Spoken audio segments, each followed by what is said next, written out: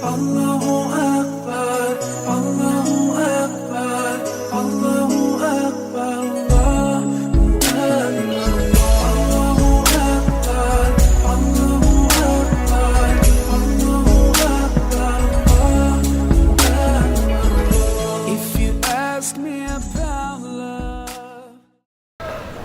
Hadirin yang saya hormati, satu sisi mungkin dari saya memasuki tema ini, pendidikan ini, kita mendidik anak-anak, tentunya ada sebuah beban kita sebagai seorang muslim.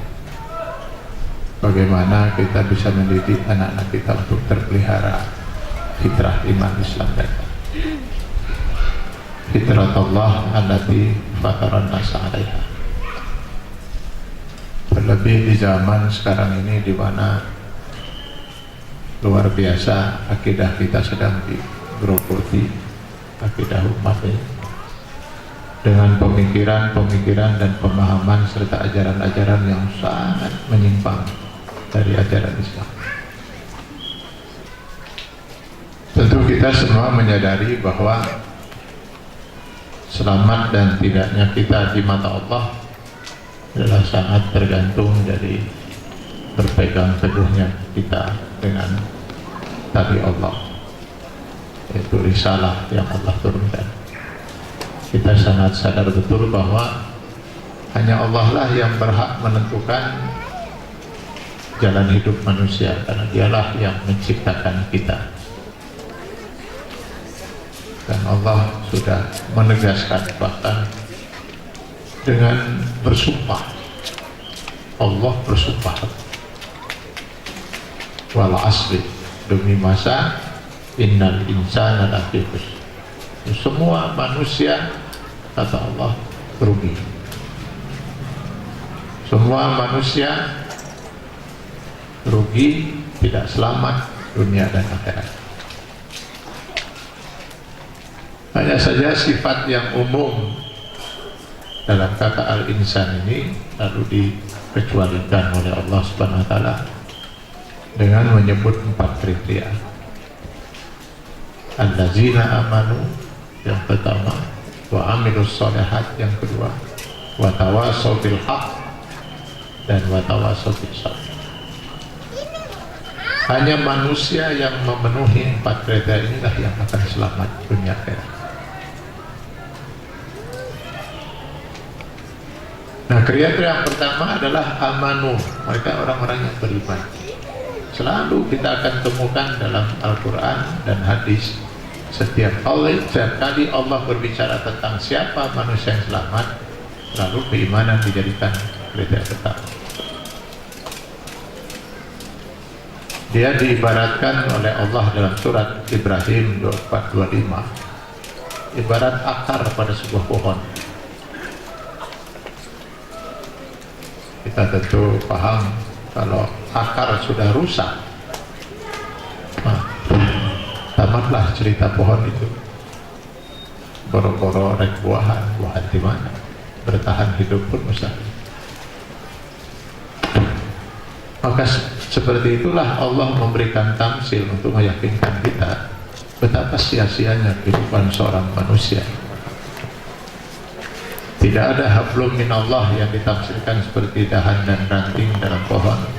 Begitu juga tidak ada hablum minan nas, buah dari pohon itu, selama akar pohon itu sudah rusak. Allazina dhalla sa'yuhum fil hayatid dunya wa hum yahsabuna annahum yuhsinuna sun'a. Al-Kahfi 100. Jadi keimanan ini sesuatu yang sangat luar biasa menentukan selamat dan tidaknya seorang manusia menurut yang menciptakan manusia, Allah SWT. Di dalam banyak hadis Rasul juga memberikan tamsil lain dengan menyatakan diantaranya mangkana akhir kalami la ilallah dakhala jannah. Barang siapa yang sampai akhir hayatnya dia tetap berpegang dengan prinsip akidah yang benar, dengan prinsip tauhid la ilaha illallah, pasti dia akan masuk surga.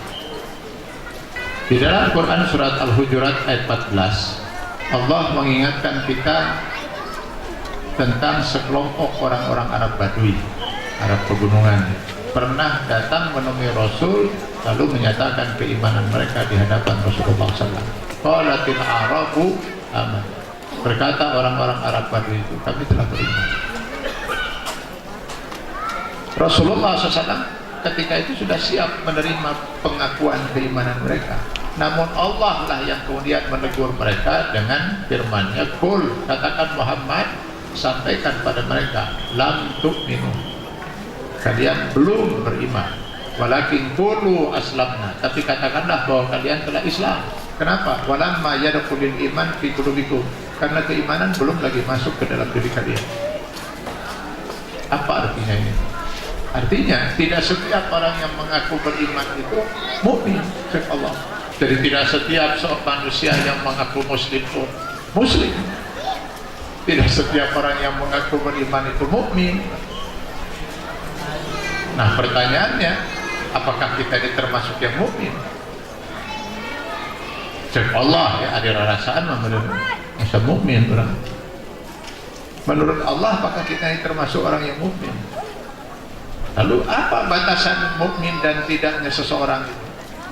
Di ayat 15 Al-Hujurat, Allah kemudian menyatakan, "Innamal mu'minuna alladzina amanu billah wa rasulihi summa lam yartabu." Sesungguhnya orang yang bisa dikatakan orang mukmin itu hanyalah semata-mata mereka yang beriman pada Allah dan Rasulnya. Beriman pada Allah berarti beriman pada 6.666 ayat Al-Quran. Beriman pada Rasul berarti mengimani seluruh hadis yang telah disepakati oleh para ahli hadis bahwa itu memang hadis bersumber dari Rasulullah SAW. Summa lam yartabu, lalu dia tidak ada sedikit pun keraguan. Khusus untuk Al-Quran, di awal Al-Baqarah Allah menyatakan zalikal kitabun la raiba fihi hudan lil muttaqin. Tidak boleh ada keraguan sedikit pun, jangankan satu ayat, satu kata pun dalam Al-Quran. Terima ajaran Islam sepenuhnya atau tidak sama sekali. Setelah turun ajaran Islam, manusia itu hanya terbagi dua kelompok. Lihat Al-Kahfi 29. Wa qulil haqqu min rabbikum faman syaa'a falyu'min wa man syaa'a falyakfur. Jadi setelah ajaran Islam ini turun, maka manusia terbagi ke dalam dua kelompok, mukmin atau kafir. Lamun ke mukmin pasti kafir, lamun ke kafir mukmin. Jadi hanya dua, Pak. Kalau tidak mukmin kafir. Hanya nanti mukmin itu ada tingkatannya, ada mukmin yang sudah muslim, ada yang muflis, ada yang muhsin, ada yang muttaqin. Nah, itu tingkatan-tingkatan mukmin, Pak. Lalu yang kafir juga ada kelas-kelasnya, ada macam-macamnya, ada mulhid, ateis, ya. Ada yang musyrik bahkan menyebutkan Allah, ada yang munafik, menyembunyikan kekafirannya, menampakkan seolah-olah dirinya beriman. Nah, itu hakikatnya sama, itu kafir. Cuma dua. Jadi jangan begini akhirnya kan. Kok kita bisa menuduh kelompok itu sesat? Ini aliran sesat misalnya. Syiah itu sesat. Kenapa kita bisa mengatakan itu? Bukan kita yang mengatakan itu, Allah. Kan mereka masih beriman pada Allah. Dan kelihatan mereka juga sholat, walaupun berbeda sholatnya dengan kita. Mereka juga puasa, jelas puasanya juga beda aturannya dengan kita. Tapi kan masih kena puasa, masih kena sholat, masih beriman kepada Allah. Pertanyaan saya, iblis itu beriman gak kepada Allah? Beriman, Pak. Jangan pernah ragukan keimanan iblis. Saya yakin jauh lebih dari di atas kita, Pak, keimanannya terhadap zat Allah, ya. Iblis tidak mungkin salah dalam mengimani zat Allah. Jadi kalau sekarang banyak manusia yang sesat, ayo tangkal, disembah-sembah gitu. Malah ada yang menyembah batu segala macam, malah batu akik, banyak disembah-sembah manusia. Iblis tidak mungkin sampai sesat itu. Jadi kalau ada sekarang manusia berkeyakinan bahwa Tuhan itu punya anak, malah ada yang punya cucu dan segala rupa, wah iblis tidak mungkin sampai sesat itu. Dan iblis maaf kisah Allah kita bukan Buddha. Lihat dalam Al-Quran berapa kali terjadi dialog antara iblis dengan Allah Subhanahu Wa Taala, berkali-kali, Pak. Biar dialog langsung dengan Allah, gak mungkin iblis sampai salah dalam mengimani Allah. Lalu kenapa dinyatakan gugur keimanannya ini? Hanya karena menolak satu aturan Allah.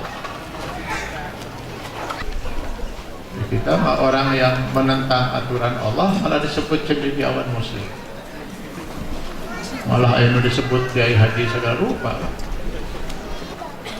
Bapak-bapak dan ibu-ibu yang hadirin yang saya hormati, di Indonesia ini dalam catatan yang pernah saya miliki dari Kejaksaan Tinggi Jawa Barat, catatan lama ini Pak, tahun 90-an, mungkin sekarang sudah nambah. Di Jawa Barat itu tercatat ada 250 aliran, mayoritas 90% itu memakai nama Islam. Ya kalau nggak pakai nama Islam, bagaimana mereka mau menyesatkan umat Islam? Maka dulu tahun 60-an itu di Bandung, Jawa Barat, itu ada kelompok namanya Islam Murni. Coba ngarana apa? Islam Murni, untuk mencoba meyakinkan umat Islam bahwa dari semua kelompok Islam yang ada, mereka lah yang paling murni. Jemaahnya para lambang Pak, KIHA, singkatan Quran Hadis, untuk meyakinkan umat Islam bahwa mereka lah orang yang paling taat pada Quran dan Hadis. Kalau nggak salah pimpinannya di Jawa Barat waktu itu namanya Wahyu. Wahyu. Seingat saya sebelum kita jilbab baru ramai tahun 80-an ya Pak, awal. Mereka tahun 60-an itu sudah perempuannya sudah berjilbab. Nah akhirnya Gus merakai celana redang atung itu mereka yang paling pertama. Sekarang besar itu Islam Murni itu ya tuh meletus ketika SPKI tahun 65, pimpinannya itu termasuk yang ditangkap karena ternyata gembong PKI, tapi ya, kelompoknya namanya Islam Murni. Dengaran PKI Pak, Islam Murni, Darul Hadis, Quran Hadis, itu nama mereka. Yang belakangan kemudian menjadi Islam Jamaah. Coba lihat dulu, ada Islam Sahadat yang belum Islam namun can asuk, can sahadat ke kelompok apa ke imam mereka. Dulu kita pernah bongkar MII KW9 banyak. Tapi biasanya aliran-aliran perkara dia gak sulit Pak kita ngadapinya Pak. Kalau aliran-aliran hasil ngalamun, kayak ada perempuan kan di Jakarta itu terus mainnya teman-teman ngalamun, datang curi. Akhirnya curi itu dianggap malaikat Jibril. Itu dia Eden kan. Nah, itu jewer 2 kali asup penjara. Yes, ini kemana? Atau dulu di Bandung ada tukang cukur. Emang teh kiraku seumur-umur jadi tukang cukur berngalamun bisa jadi nabi mana teh aku nabi jewer atau bawa ke polisi tekean beberapa kali sambil gitu. Nah kalau urusan nabi yang paling banyak di Garut, setahu saya sudah 4 Pak mengaku nabi. Makanya terakhir mungkin ada lagi yang mikir kalau ngaku nabi itu jangan aneh. Kayaknya dia mengaku dirinya Tuhan, namanya Ulo. Pengikutnya sudah cukup banyak. Biasanya dia duduk di tempat yang agak tinggi, baris sila gitu. Yang hamba-hambanya di bawah gitu. Lalu mereka berzikir, salah satu zikirnya itu La ilaha illa Ulo, La ilaha illa Ulo, tidak ada Tuhan kecuali si Ulo. Jadi bayangkan betapa rapuhnya keimanan umat ini. Untuk sebagian umat yang awam rapuh Pak, kuno gelowai bisa sesat. Bayangkan kalau yang menyesatkan itu adalah orang-orang yang terkenal cendekiawan, kuno gelowai bisa sesat. Rapuh kita umat. Makanya saya besar harapan lah pendidikan anak-anak ini harus dari awal ditanam akidah yang kuat. Berat kita ini. Yang repot kalau kita menghadapi aliran-aliran sesat yang diciptakan oleh sebuah kekuatan kepentingan politik. Dulu kepentingan politik dalam negeri TNI KW9 itu urusan Orde Baru dulu Pak. Kita bongkar dari 2001 sampai sekarang hanya bisa mengantarkan pimpinannya di vonis 9 bulan. Itu juga karena pemalsuan dokumen. Jadi penodaan agamanya nggak tersentuh, makar juga tidak. Punah yang memang sudah diciptakan NI gabungan ini untuk menghancurkan NI yang sesungguhnya. Termasuklah yang mungkin akan sulit kita hadapi ini adalah kelompok yang diciptakan seperti Ahmadiyah. Betapapun sudah kuatnya desakan dari umat dan ulama agar Ahmadiyah itu dibubarkan, anggar kan gitu. Itu tentunya dibuat pingsan, dilarang itu, tapi tidak boleh menyebarkan ajarannya. Kenapa? Kuatnya desakan dari yang menciptakan. Saya ingat sempat berdebat dengan Menteri Agama pada waktu itu. Dia tidak mau mengakui bahwa pemerintah ragu-ragu itu karena terus ditekan. Tidak ada satu negara yang mendekat. 4 hari kemudian orang dekatnya itulah yang pernah jadi wakil Menteri Agama, Nasaruddin Umar, ditanya oleh wartawan, apa ada negara yang mendesak kita untuk tidak membubarkan Ahmadiyah? Ayah, ya opat. Jadi ditulis oleh wartawan. Inggris, ya itu yang menciptakan. Amerika, apa pasti ayah wae itu. Kanada, yang ketiga, yang keempat hilaf, Filipina, Australia. Nah, termasuklah yang mungkin akan sulit kita hadapi adalah Syiah. Ya semua orang yang mempelajari Syiah pasti tahu siapa yang menciptakannya, Yahudi.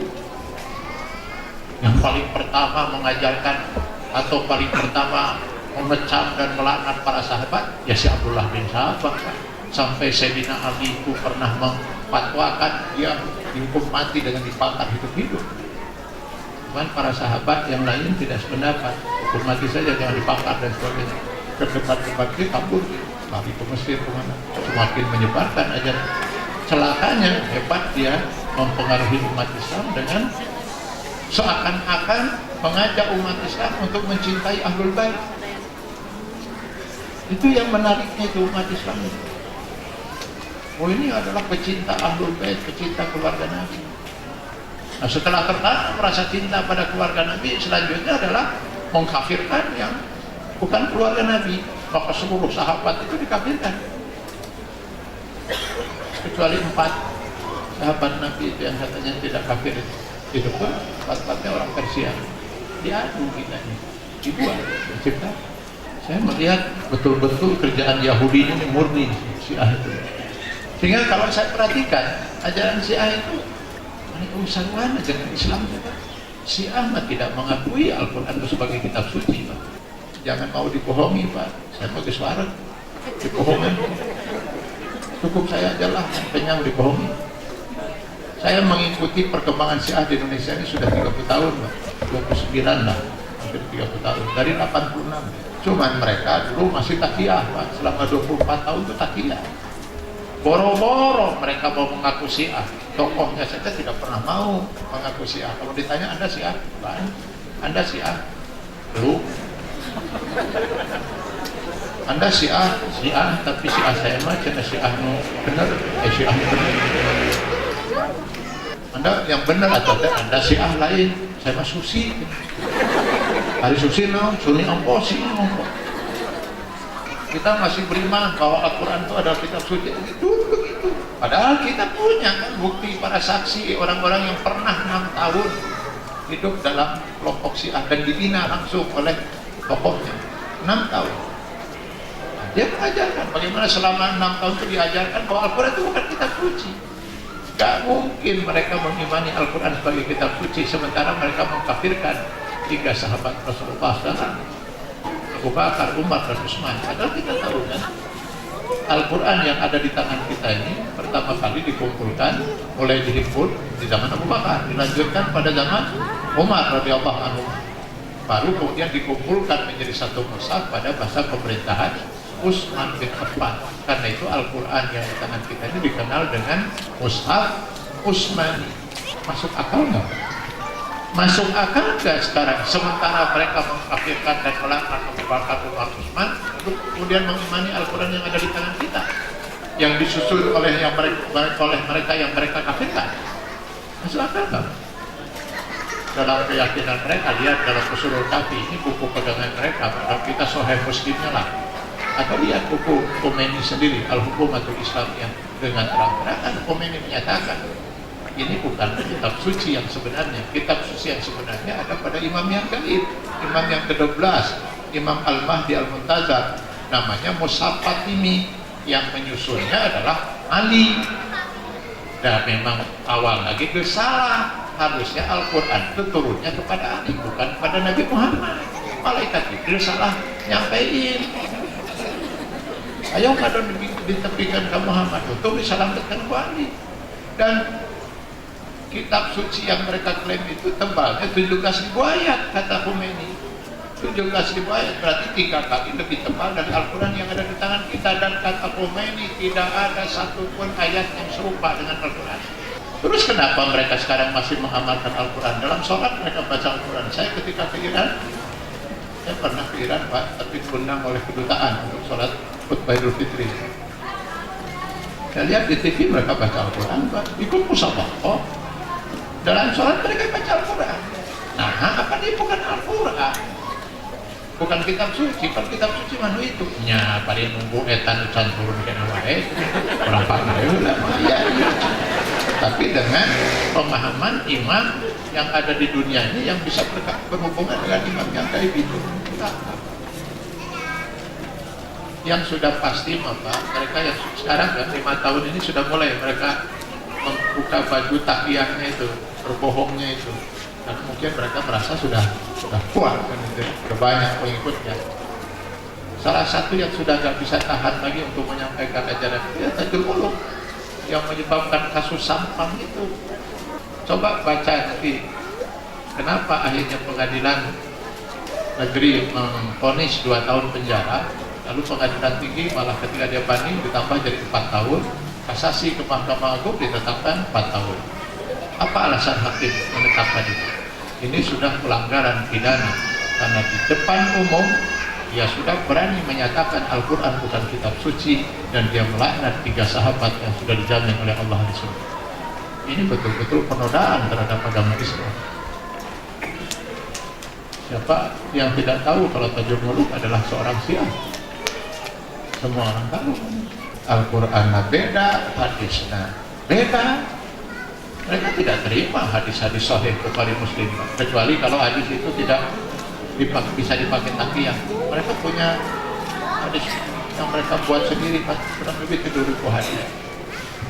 Rukun iman beda, rukun Islamnya beda, rukun Islamnya beda.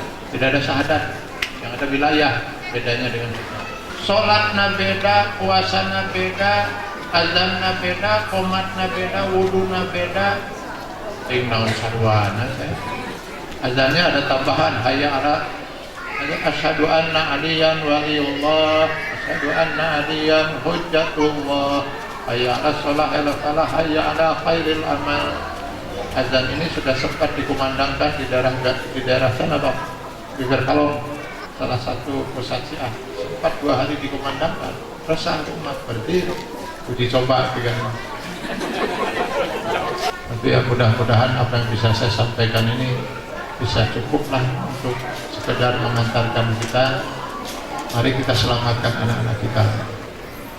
Saya titipkan kepada saudara-saudara, mudah-mudahan ini bisa menjadi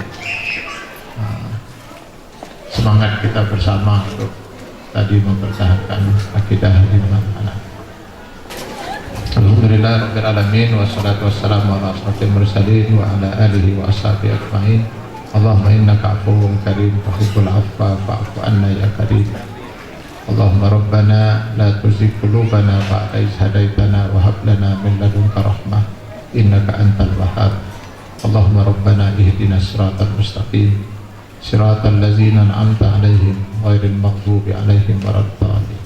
Allahumma arinal haqqa haqqan warzuqna ittiba'ah wa arinal batila batilan warzuqna ijtinabah. Rabbana atina fid dunya hasanah wa fil akhirati hasanah wa qina azabannar. Subhana rabbika rabbil izzati amma yasifun wa salamun alal mursalin walhamdulillahi rabbil alamin. Sekian, terima kasih. Aku qouli hadza astaghfirullah li wa lakum. Assalamualaikum warahmatullahi wabarakatuh. Alhamdulillahirrahmanirrahim. Jazakallahu khairan kepada Al-Mukarram Pak Ustadz Kiai Haji Adrian Ali MDai LCMA yang telah menyampaikan tausiahnya atau ceramahnya pada malam hari ini.